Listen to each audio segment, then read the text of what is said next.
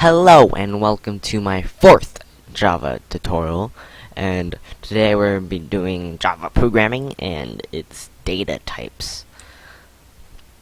So basically now we're going to do variables.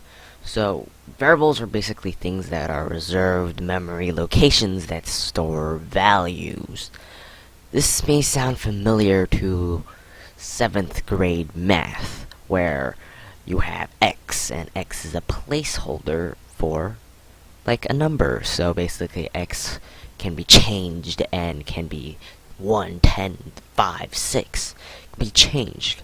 But in programming in computer language, variables reserve memory location that store those values, like 1, 2, 3, 4, 5, or like 10, or maybe a letter A or something.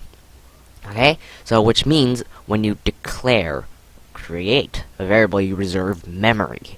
Okay, so based on the data type of the variable, the operating system allocates memory and decides what can be integers, decimals, or characters in these variables. So there are two types of data types in Java. There are primitive data types and reference or object data types. Types. Okay, so what we're gonna do is primitive data types. Okay, so in this video, we will not be going through any programming at all. We're not gonna code. We're just go through all these data types and give you a solid knowledge of data types. You guys have to know this. This may be really boring, but you guys have to know this to be good Java programmers. So focus.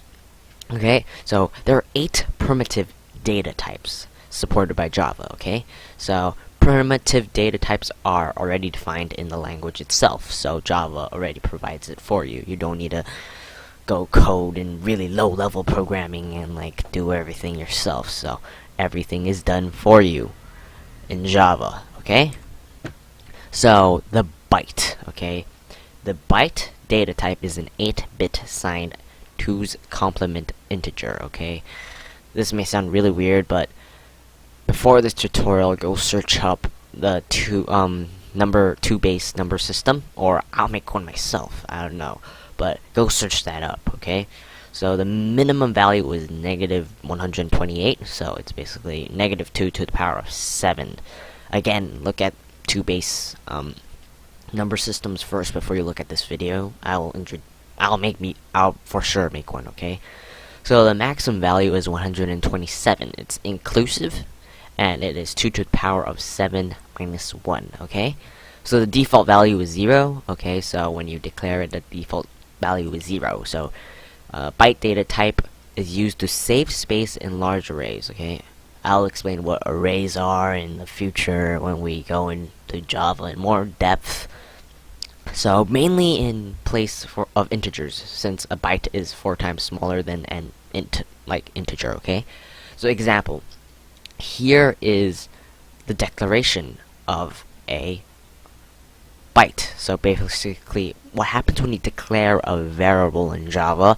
You type in its data type first, then the name, any name you want to set it. Okay, this can be dog or like cat or fish, but apparently here I named it A, and then I assign it to 100. Okay, this looks very familiar in math. A equals 100. Okay, variables. Okay, and here the same. First the data type, then the name of your variable, any name you want to choose, and then you assign it to -50. Assign is actually a keyword and not just some random word that I made up. This is called the assignment operator. Equals is the assignment operator. Just wanted to point that out for you guys. Okay, so short.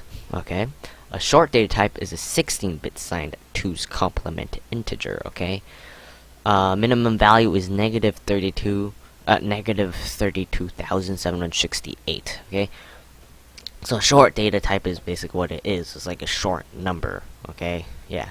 So it's -2 to the power of 15. Okay, so the maximum value is 32,767. It's inclusive.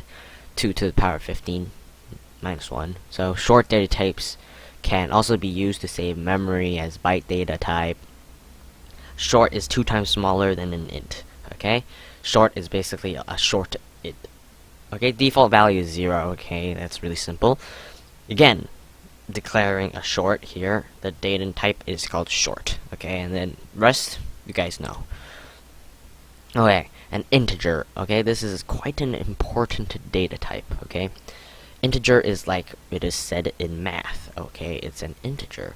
Okay, it's a full number, cannot be changed, cannot be any decimal. It is an integer. Okay, so int data type is a 32-bit signed 2's complement integer. Okay, so minimum value is 2 blah blah blah blah blah blah blah, and maximum value is 2 blah blah blah blah. You can read that yourself.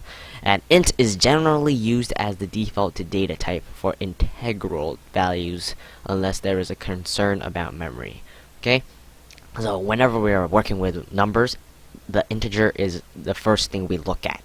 But you know how like there's no concern about memory nowadays, because like now computers have like 64 gigabytes of RAM, and we don't really need to care about controlling memory. It's only like when before computers had like 100 megabytes of RAM that you have to like pay attention to RAM and its memory. Okay, so the default value is 0, and declaring it, you don't write integer, you write int, because programmers are lazy and then they decided to call it int instead of integer. Okay, now the long. Okay, like short, long, it's basically the long version, so I'm not gonna go through this because yeah, whatever. A float. Okay, a float data type is a single precision 32-bit IEEE 754 floating point. You do not need to know this. Okay, double.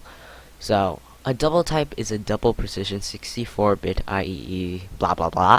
Okay, this data type is generally used as the default data type for decimal values. Okay, look at that, decimal values.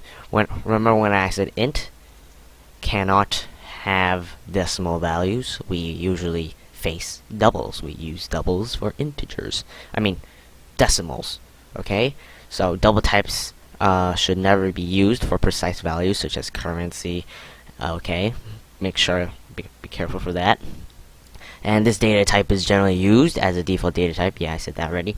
And default value is 0.0. Okay, so whenever you like set it to 1, it'll actually print out 1.0. Okay, so yeah. Here, another example. A boolean. Okay, a boolean data type represents 1 bit of information. Okay, what that means.